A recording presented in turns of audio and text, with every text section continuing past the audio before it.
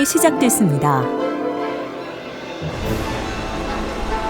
곳곳에 생명을 누리는 위협들. 하지만 멈출 수 없습니다. 이동은 수백만 년 동안 지속돼온 동물들의 특별한 생존 비밀이니까요.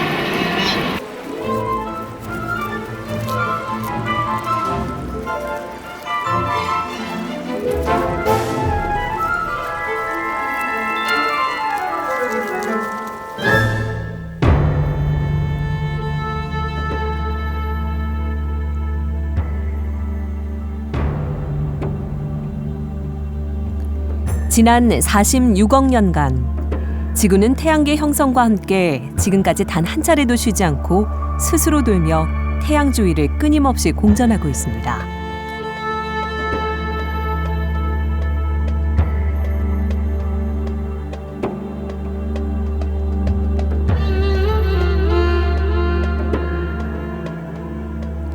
지구촌에 살고 있는 사람들의 모습은 어떨까요?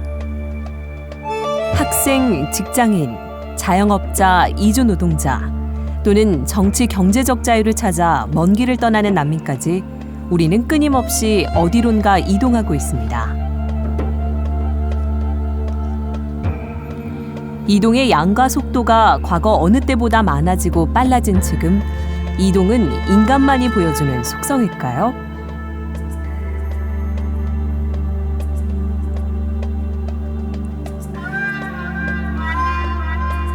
인도양에 있는 작은 섬, 크리스마스 섬. 섬 전체 크기가 강화도의 절반에도 미치지 못할 정도의 작은 섬입니다. 열대 기후 지역에 있는 이 섬은 매년 10월에서 11월경 우기를 맞이합니다. 비가 갠 뒤 이 섬에 진기한 광경이 펼쳐집니다. 조심스럽게 모습을 드러낸 이 녀석은 크리스마스 섬 홍게입니다. 비가 개고 나면 숲에 숨어있던 홍게가 일시에 밖으로 쏟아져 나옵니다.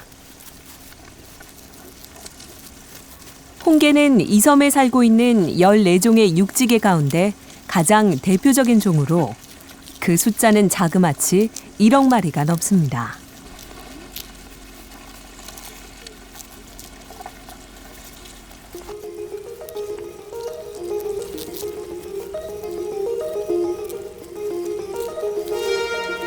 그렇다면 숲속에 숨어있던 홍게는 왜 일시에 그 모습을 드러낸 걸까요? 바로 번식을 위해서입니다. 홍게가 번식지로 택한 곳은 바닷가. 해변까지 홍게는 무려 5km가 넘는 거리를 이동해야 합니다. 홍게 크기를 감안하면 결코 짧은 거리가 아닙니다. 홍게의 안전한 이동을 위해 유도 펜스를 설치했지만 넘쳐나는 홍게로 인해 곧 무용지물이 됩니다. 홍게의 가장 큰 천적은 이 섬의 자동차입니다.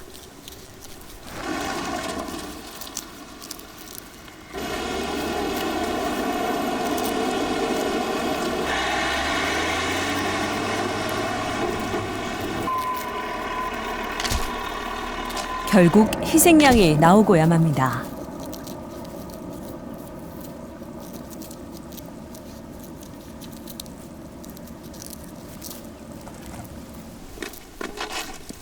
로드킬을 막기 위해 주민들이 발벗고 나섭니다. 차를 멈추고 홍게를 길 밖으로 내뭅니다. 유도 펜스를 수리해 도로로 접근을 막아보지만 쉽지 않습니다.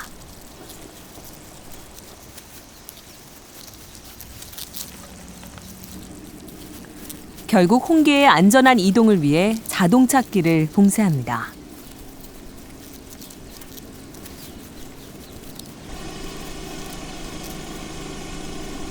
약 한 달간 벌어지는 홍게의 대이동은 크리스마스 섬 사람들에게 많은 불편을 초래합니다. 하지만 주민들은 기꺼이 홍게를 선택했습니다.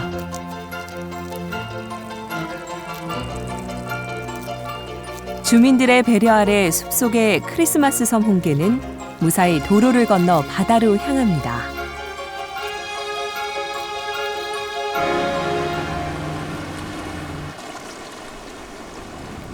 일주일에 거쳐 어렵게 해변에 도착한 녀석들은 먼저 시원한 바닷물에 지친 몸을 달래봅니다.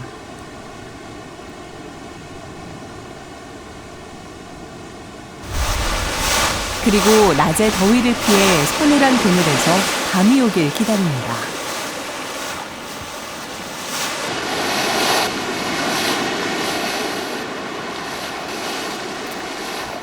홍게는 주로 낮에 활동하지만 번식기 때는 예외입니다.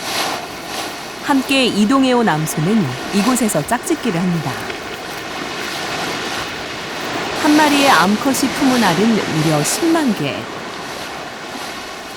해 뜨기 직전 드디어 암컷 한 마리가 바닷가를 향합니다. 그리고 몸에 매달고 있던 알들을 힘껏 털어냅니다.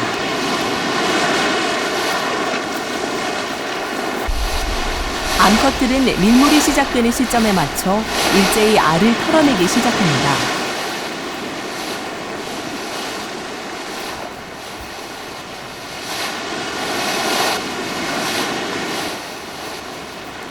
홍게의 산란은 일주일가량 계속됩니다.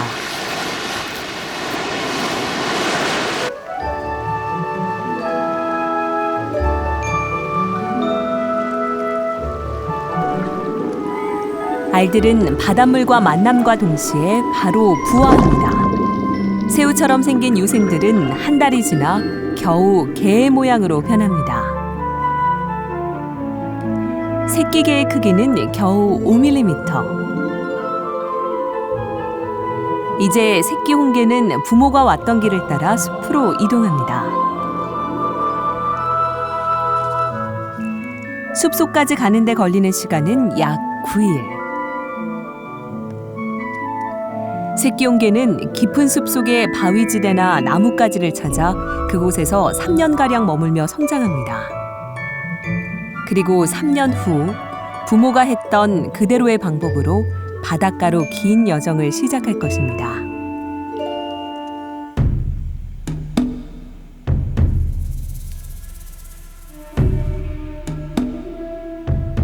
아프리카 동부의 사바나 지대. 이곳에 드넓은 열대 초원이 펼쳐져 있습니다.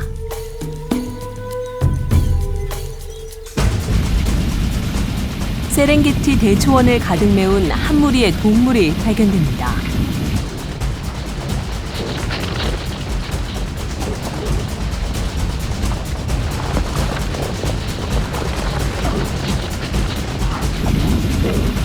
바로 속과의 동물 누입니다. 누는 그 생김새가 독특해서 초원의 어릿광대로 통합니다. 머리는 버팔로의 뿔을 가진 소를 닮았습니다. 목 뒤에는 말의 갈기처럼 곱게 뻗은 긴 털이 나 있고 꼬리도 말의 그것과 흡사합니다. 다리는 아주 가늘어 가젤의 모습을 띠고 있습니다. 누는 여러 동물들을 합성한 생김새입니다.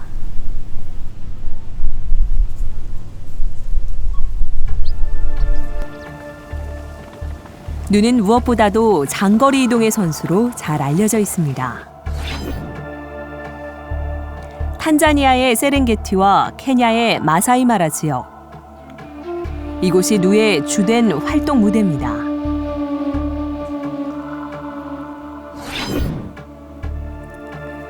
누는 광활한 이 일대 초원지대를 시계 방향으로 끊임없이 이동합니다. 질병, 가뭄, 천적을 피해 수백만 년 전부터 시작된 누의 이동은 오늘날 지구에 존재하는 가장 큰 규모의 동물 이동으로 알려져 있습니다. 200만 마리가 넘는 누는 1년 동안 1600km가 넘게 이동합니다.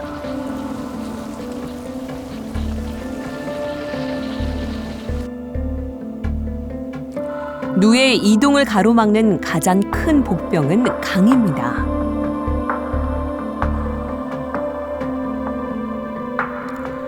탄자니아와 케냐의 국경지대에 위치한 마라강.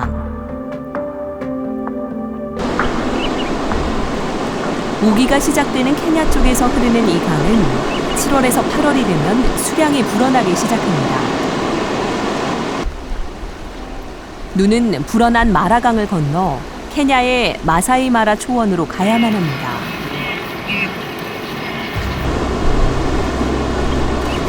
빠른 물살보다 더 위협적인 것은 마라강의 터줏대감들입니다.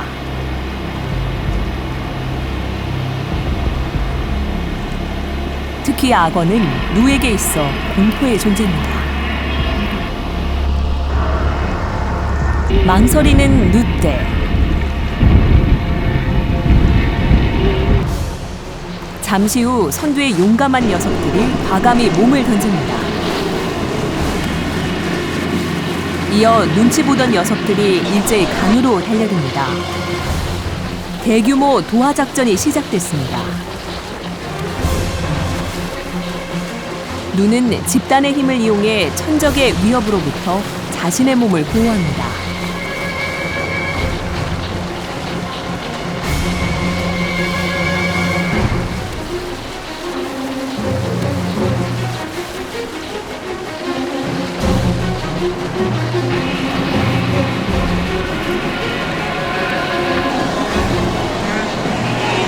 점점 거세지는 물살로 누의 대형이 흐트러지기 시작합니다.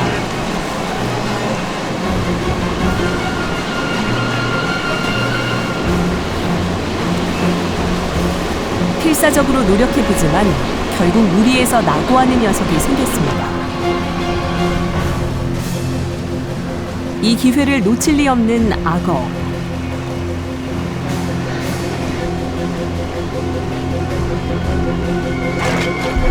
단숨에 누를 집어삼킵니다. 곳곳에서 누의 희생이 계속됩니다.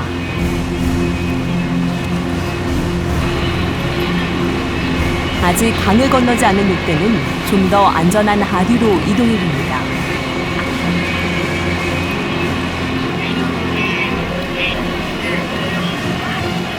무리를 이룬 누떼는 강한 물살을 피해 무사히 강을 건넙니다.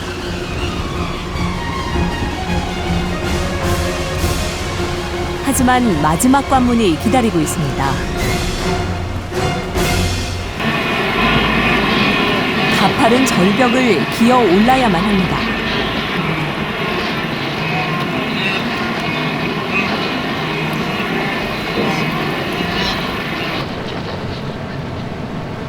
하루 종일 누의 이동은 계속됩니다.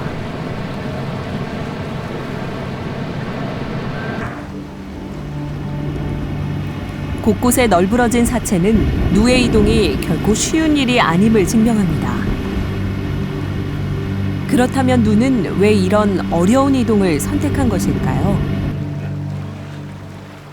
목숨을 걸고 강을 건넌 데는 이유가 있습니다. 누가 머물던 탄자니아 세렝게티 초원 지역은 8월이 되면 건기가 되어 먹을 것이 점점 부족해집니다. 그래서 우기가 시작되는 케냐의 마사이마라 지역으로 이동합니다.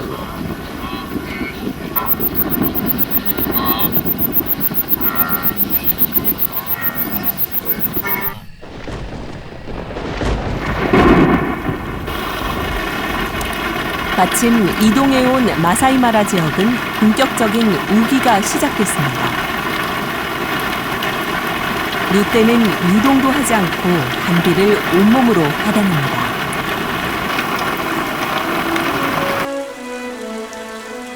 마사이마라 대초원은 생명의 활력으로 넘쳐납니다.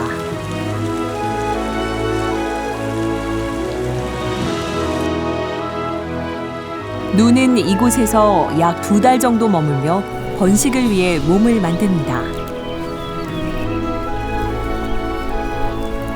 하지만 이곳이 마냥 지상 낙원만은 아닙니다.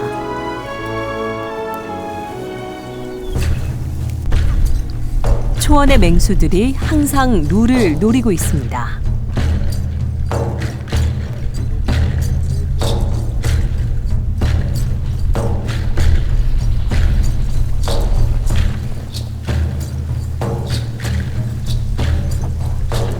치타 한 마리가 조심스럽게 누에게 접근합니다.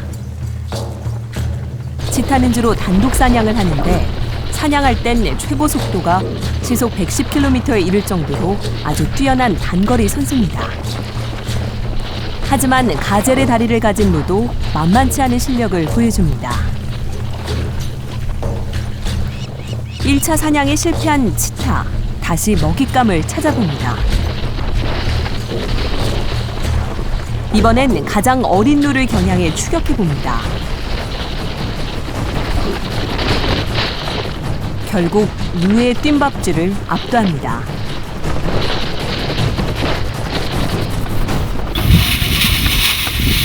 누는 초원의 맹수들에게 훌륭한 먹이가 되어줍니다.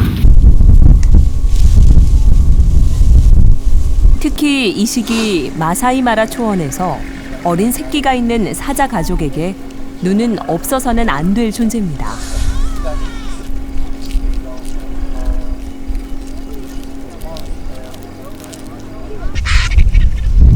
사자가 먹고 남긴 누의 사체는 독수리 차지가 됩니다.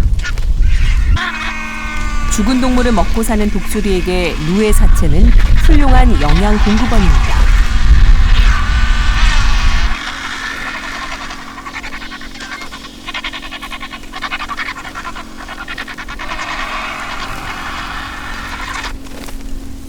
독수리가 몰려든 것을 본 하이에나. 독수리를 내쫓고 먹이를 독차지합니다. 초원의 청소부답게 하이에나는 하나도 남김없이 누를 먹어치웁니다.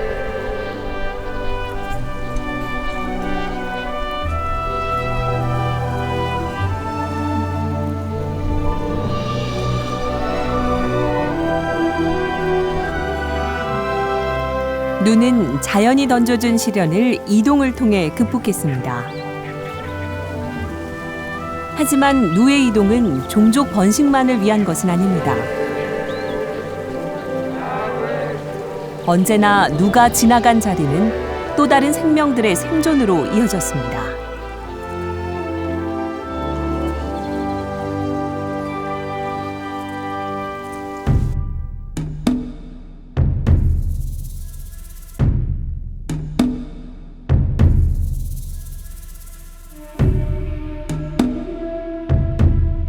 중앙 아메리카에 위치한 파나마.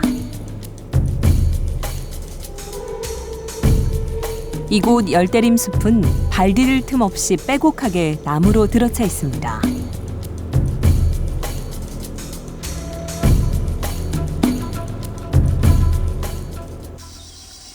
이곳에서 자라고 있는 나무는 그 크기도 커서 하늘을 찌를 듯 위세등등합니다.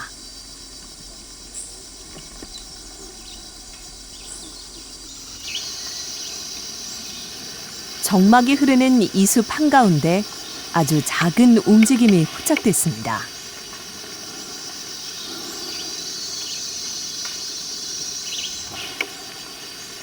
긴 행렬을 이루며 이동하고 있는 녀석들은 바로 잎군개미입니다. 저마다 잎을 하나씩 물고 열심히 나르는 녀석들. 그런데 이 잎은 어디서 난 것일까요?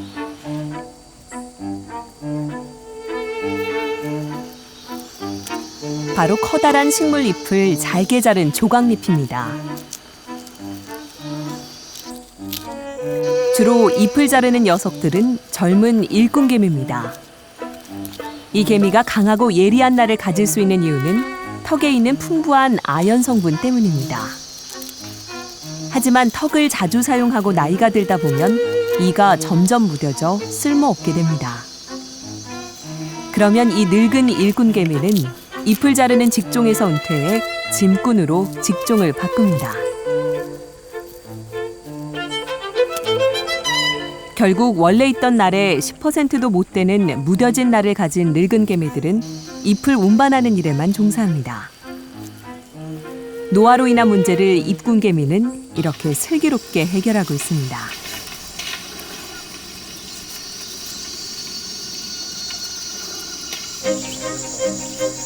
어렵게 잎을 채취한 개미는 이제 집까지 몇십 미터를 이동해야 합니다.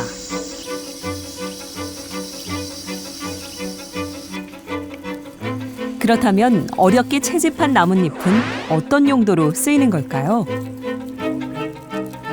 입궁개미는 버섯 농사 선수로 잘 알려져 있습니다. 채집한 잎은 버섯 재배용 비료로 쓰입니다.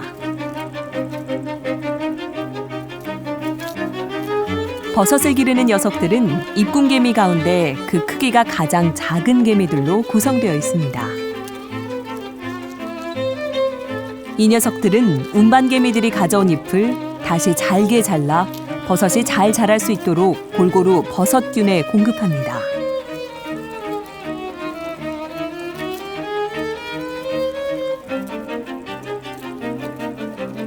입궁개미들은 버섯균이 어떤 나뭇잎을 원하는지 오랜 경험을 통해 잘 알고 있습니다.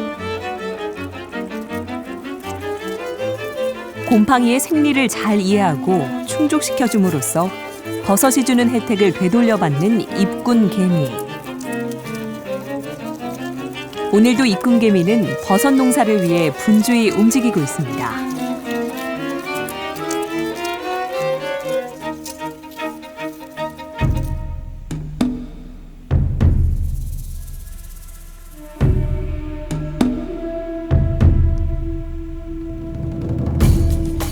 파나마와 인접한 중앙아메리카의 또 다른 나라 코스타리카. 오스티요날은 코스타리카 서쪽에 있는 해변 마을입니다.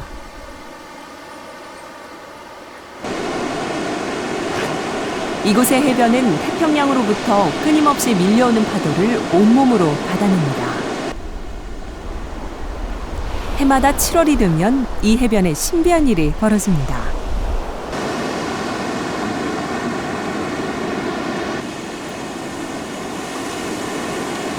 바로 바다거북이 해변으로 기어 올라옵니다.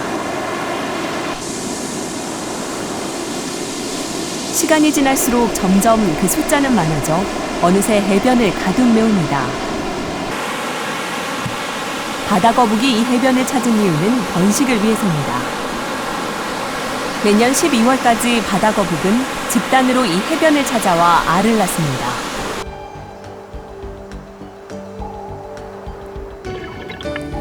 바다거북은 일생의 대부분을 바다에서 단독으로 생활합니다. 하지만 번식 시기가 되면 서로 모여 짝짓기에 들어가는데 짝짓기는 수컷의 구애로 시작됩니다.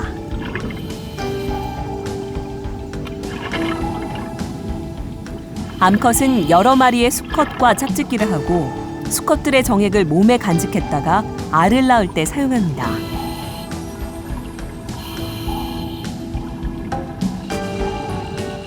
짝짓기를 마친 암컷은 알을 낳기 위해 먼 길을 이동합니다.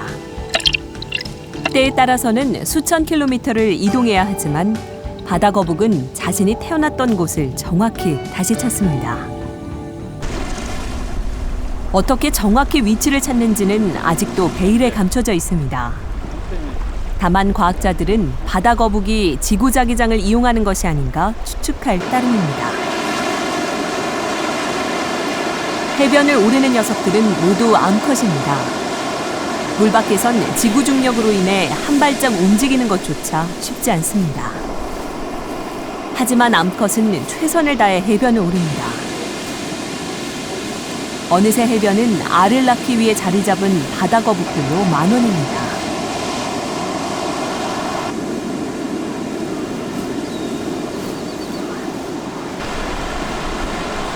일단 자리를 잡은 녀석은 자신의 몸을 안전하게 고정하기 위해 땅을 평평하게 고릅니다.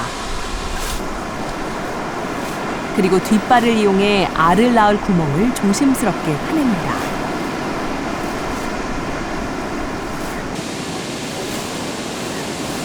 둥지가 마련되면 알을 낳기 시작하는데 알은 한 번에 2알에서 3알씩 낳습니다. 암컷은 보통 1시간에 걸쳐 모두 100여 개의 알을 낳습니다. 갓 나온 알은 말랑말랑한 껍질에 쌓여 떨어지는 충격에도 잘 견딜 수 있어 대부분이 잘 보존됩니다.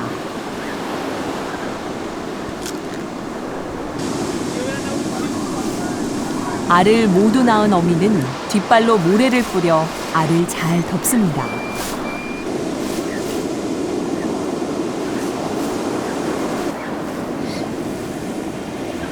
그리고 곧 자신이 왔던 바다로 향합니다.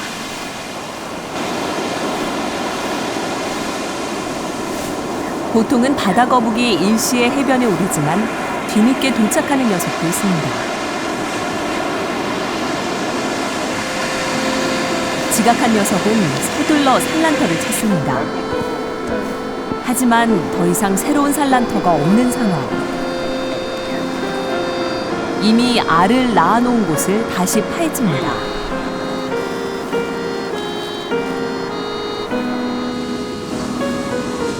훼손된 알은 많은 새들을 불러 모읍니다.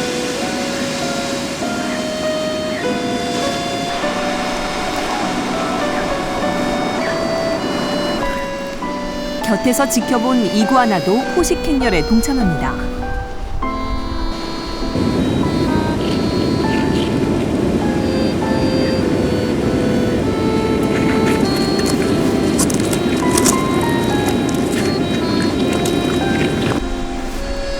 바다거북은 해변에 기대어 사는 많은 녀석들을 함께 키우고 있습니다.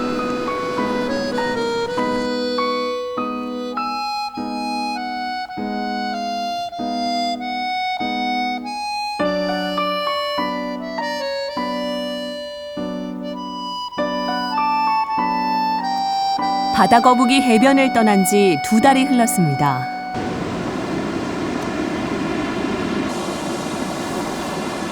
모래를 뚫고 한 생명이 나타납니다.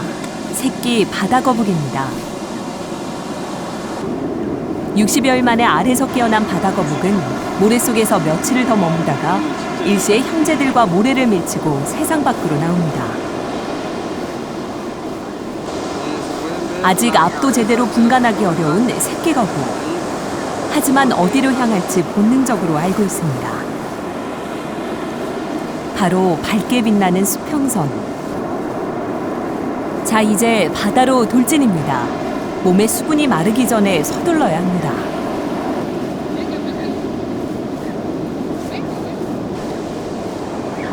하지만 또 다른 위협이 도사리고 있습니다.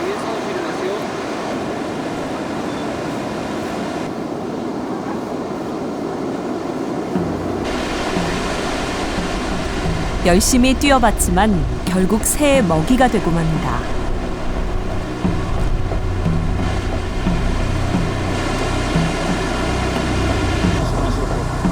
이곳저곳에서 새들의 만찬이 시작됐습니다.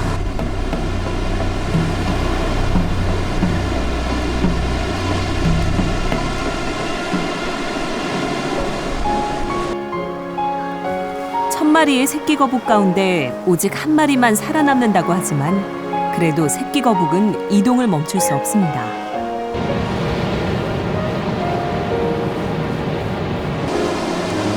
결국 집단의 힘을 빌려 무사히 바닷가에 도착한 새끼 거북.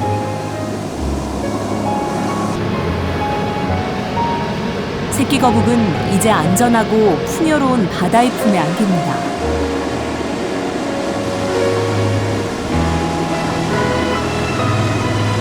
그리고 드넓은 태평양을 맴돌며 이 바다를 결코 잊지 않을 겁니다.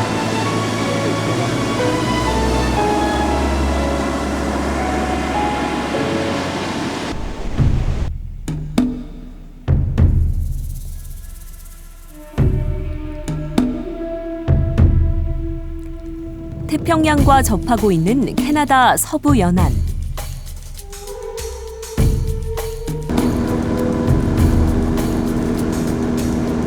가을이 되면 이 지역의 강어귀에 많은 물고기들이 몰려옵니다.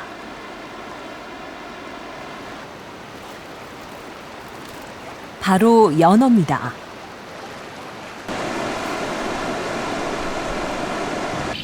연어는 대표적인 회귀성 어종으로 알려져 있습니다. 바다에서 4, 5년을 보내면서 몸집을 키운 후 자신이 태어났던 하천으로 돌아옵니다. 학자들은 연어가 뛰어난 후각 기능을 이용해 자신이 태어난 곳을 찾아온다고 믿고 있습니다. 연어는 강 하구로부터 수백 킬로미터까지 급류와 폭포를 거슬러 강 상류로 올라갑니다.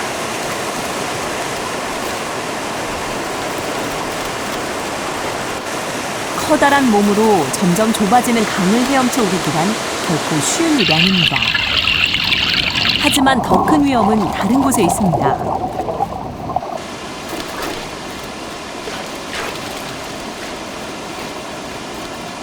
바로 회색곰이 연어의 길목에 떡하니 버티고 있기 때문입니다. 일명 공포의 곰으로 알려진 회색곰은 엄청난 힘과 덩치로 유명합니다. 곰은 연어의 알만을 골라 먹으며 동면에 대비해 몸집을 한껏 불립니다. 연어는 산란을 위해 강에 들어서는 순간부터 먹이 활동을 일치하지 않습니다. 오직 몸에 남아있는 에너지만을 이용해 번식지인 상류로 이동합니다.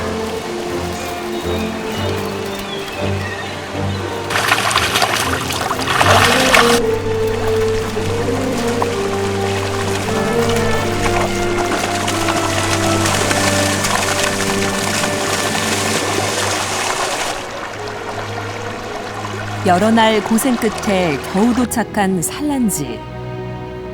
천신만고 끝에 이곳에 도착했지만 이미 몸은 만신창이가 되었습니다.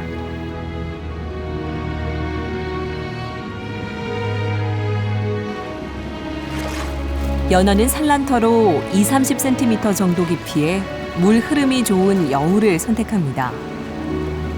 알에게 충분한 산소를 공급하기 위해서지요. 일단 짝이 정해지면 암컷이 꼬리로 알 낳을 장소를 일굽니다.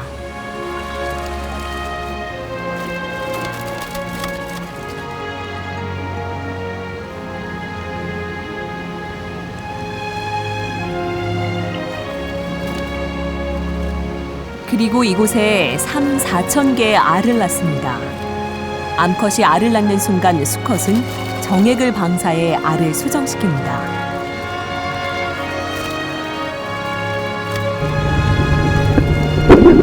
짝을 찾지 못한 수컷들은 잽싸게 암컷에 합류해 자신의 흔적을 남기기 위해 마지막 노력을 다합니다.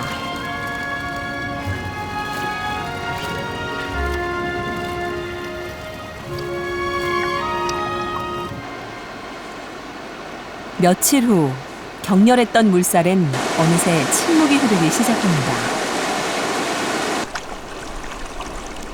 연어는 보통 번식을 마치면 며칠 내로 죽음을 맞이합니다.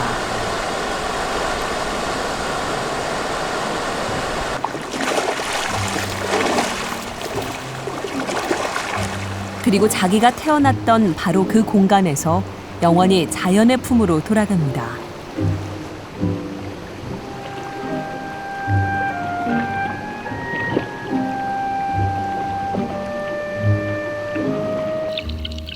하지만 연어의 죽음은 헛되지 않았습니다. 자신과 닮은 수많은 생명들을 이 강에 잉태시켰으니까요.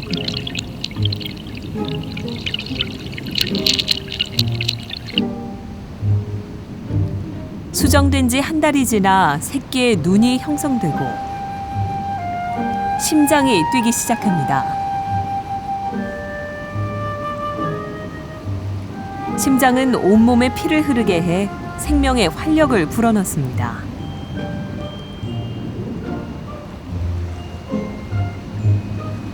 두 달 후 마침내 치어는 난막을 뚫고 세상 밖으로 나오게 됩니다. 새끼들은 어미가 낳아준 이곳에서 초기엔 주로 수서곤충과 민물새우 등을 잡아먹으며 성장합니다. 그리고 좀 더 성장해서는 작은 물고기를 사냥하며 몸집을 키웁니다. 어느덧 1년이 지나 몸 길이가 10cm로 제법 커지면 강 하류로 내려와 바다로 나갈 준비를 합니다.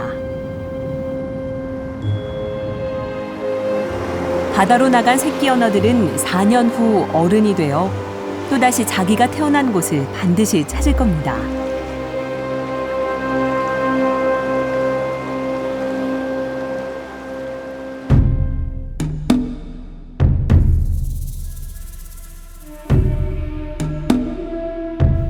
북극과 가까운 땅 알래스카.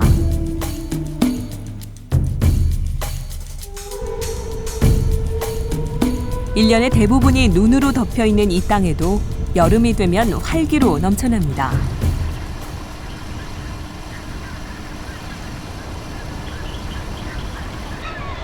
많은 새들이 번식지로 이 땅을 찾는 이유는 바로 바다에 있습니다.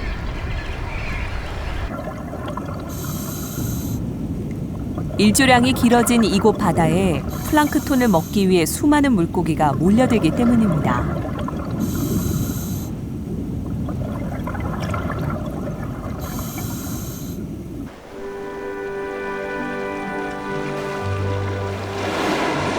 잔잔한 바다를 일깨우는 녀석은 혹등고래입니다. 혹등고래는 여름철에만 이곳에서 먹이 활동을 하는데 물속에서 공기방울로 커다란 원을 그려 마치 그물처럼 물고기를 가두고 잡아먹습니다.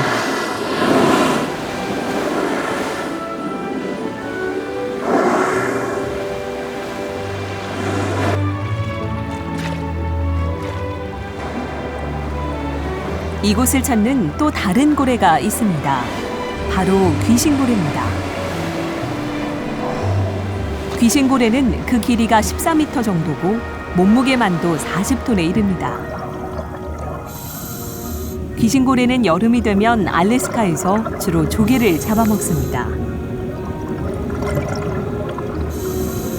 이 녀석의 몸에는 늘 따개비가 붙어 있는데 그 이유는 귀신고래의 특이한 먹이 사냥 방법 때문입니다. 보통 조개를 채집하기 위해 입을 한쪽으로 기울여 바다 바닥을 훑는 과정에서 조개들이 달라붙습니다. 입안에 들어온 조개는 빗살처럼 생긴 단단한 수염으로 걸러 삼킵니다.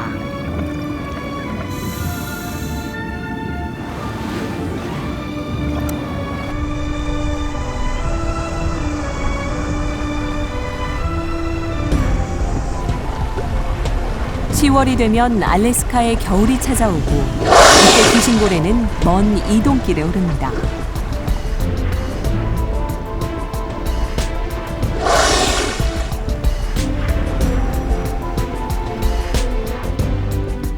귀신고래의 이동은 포유류 가운데 가장 긴 것으로 알려져 있는데 알래스카의 베링해로부터 멕시코 서안까지 무려 8,000km에 이릅니다. 이동할 땐 어린 고래를 육지 쪽으로 향하게 해 범고래의 습격에 대비합니다. 귀신고래는 시속 8km로 밤낮으로 헤엄쳐 대략 하루 120km의 거리를 이동해 2달 만에 목적지인 바하 캘리포니아에 도착합니다. 적도와 가까운 바다 바하 캘리포니아. 귀신고래는 이곳의 따뜻한 바다에서 겨울을 나며 어린 새끼들을 키웁니다.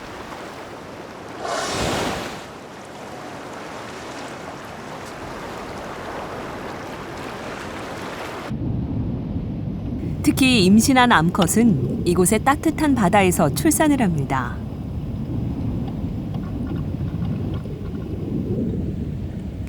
갓 태어난 새끼의 몸 길이도 5m에 이릅니다. 하지만 아직 뼈가 제대로 자리 잡지 않아 수영이 서툽니다.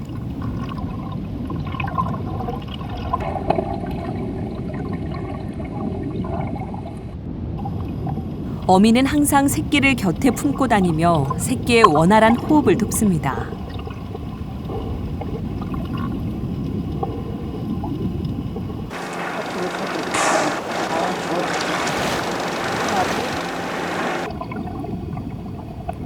새끼는 이 시기에 하루 200~300리터의 엄마젖을 먹으며 부쩍부쩍 성장합니다.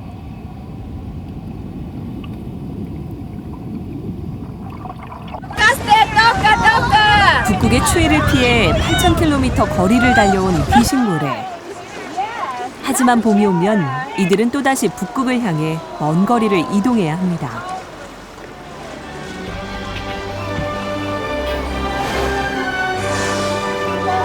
이동은 먼저 새끼가 딸리지 않은 암컷과 수컷이 2~3월경 가장 먼저 시작합니다.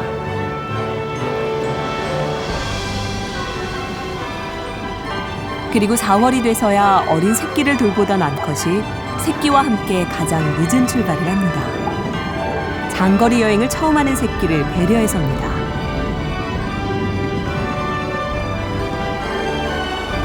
정확히 2달 후 귀신고래 가족은 알래스카 앞바다에 도착할 겁니다. 그리고 그곳에 있는 풍성한 먹이로 또 여름을 날 것입니다.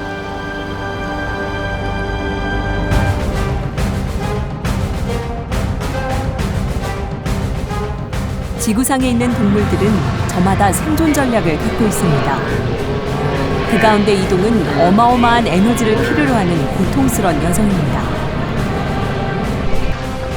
인간은 아직도 왜 동물이 이동하는지, 또 어떤 방법으로 이동하는지 그 실체를 전부 알지 못합니다. 하지만 한 가지 분명한 점은 동물의 이동은 멈출 수 없는 생존 본능이며 앞으로도 끊임없이 이어질 것이란 점입니다.